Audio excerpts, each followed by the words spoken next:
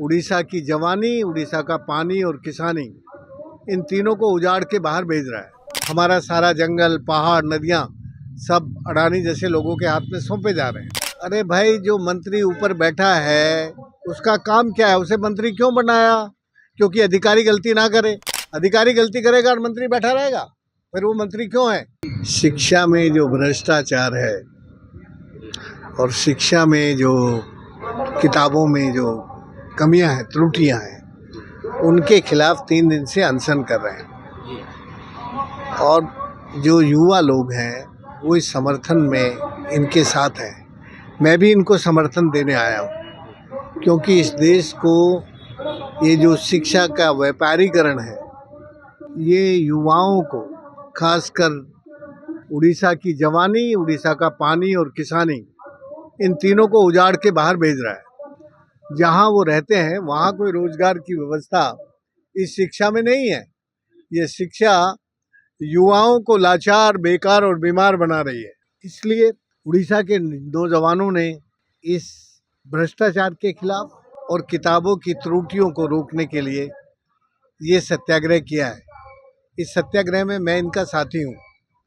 मैंने पिछले 51 सालों में भारत में 23 सूखी मरी नदियों को राजस्थान में, गुजरात में पुनर्जीवित किया है।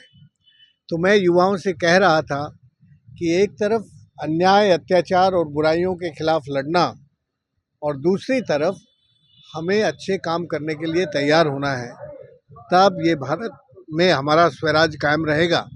नहीं तो ये इस वक्त गुलामी के रास्ते पर चल पड़ा है। हमारा सारा जंगल, पहाड़, नदियाँ सब अडानी जैसे लोगों के हाथ में सौंपे जा रहे हैं। हटना ही चाहिए ना भाई। जो आदमी अपने डिपार्टमेंट को अच्छा नहीं चला सकता, उसको त्यागपत्र देकर नैतिक शक्ति के आधार पर अलग हो जाना चाहिए, हट जाना चाहिए। उसके काम में यदि भ्रष्टाचार है और उसके काम में एक तरह से नियमन नहीं है, नैतिकता नहीं है, तो बिना नैतिकता के शिक्षा मंत्री क्या नैतिक प्रदेश बनाएगा जिसमें खुद में नैतिकता ना हो वो? अरे भाई, जो मंत्री ऊपर बैठा है उसका काम क्या है? उसे मंत्री क्यों बनाया? क्योंकि अधिकारी गलती ना करे। अधिकारी गलती करेगा और मंत्री बैठा रहेगा, फिर वो मंत्री क्यों है?